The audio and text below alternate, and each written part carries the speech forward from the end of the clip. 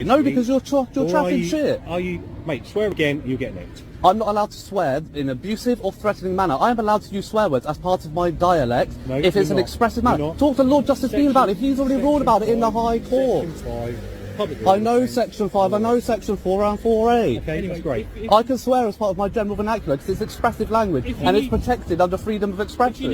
I'm not allowed to swear at people. I'm not allowed to use language that may cause alarm, harassment or distress, which would be using it in a threatening or abusive manner, even if that's towards you, but there's somebody walking past. I get that. Have you got anything better to do than try and get into an argument? I wasn't trying to get into an argument. You won't let me explain my point. No, because you're chatting shit.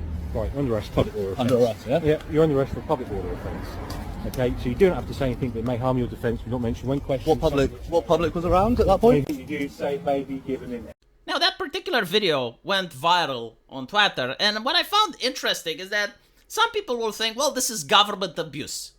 This is the police officer obviously power tripping, obviously going out of their way in order to harass a citizen.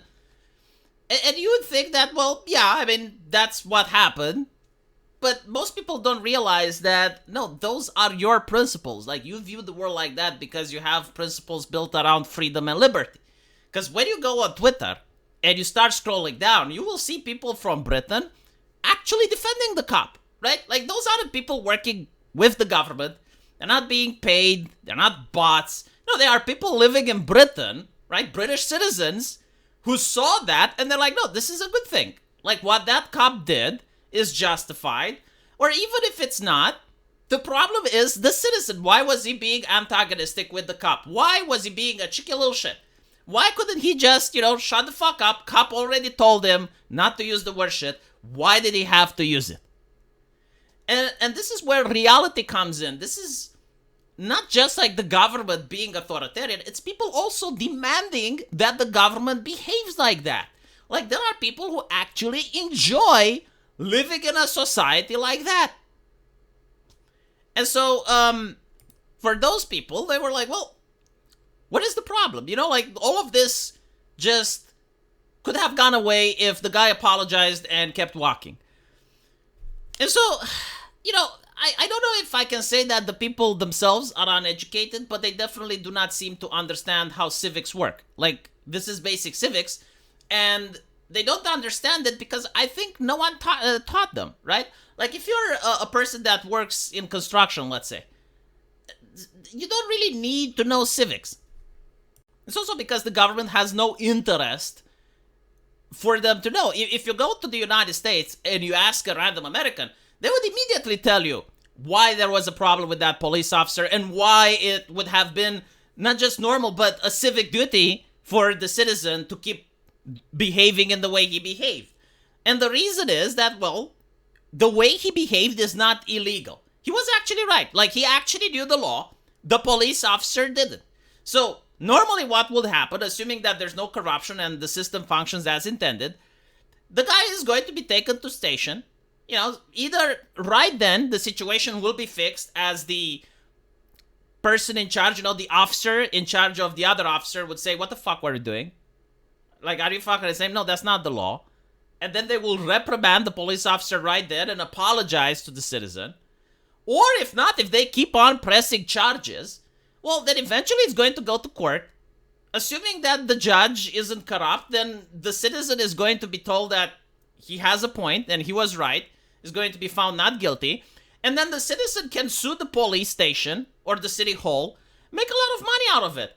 And then the question is like, okay, so this is about greed? No. It's also about the fact that, well, when the police station is being sued, and if they were to get many such lawsuits, well, eventually the mayor would step in and they'll be like, well, can't you just train your fucking officers? Like, what is this shit?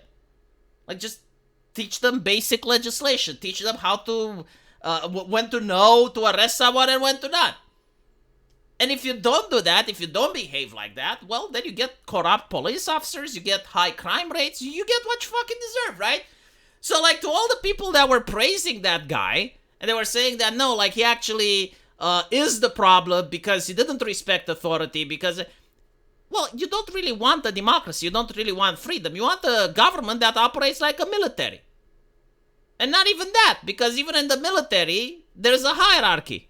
Like here you just have a government operating where the police is pretty much like a cartel.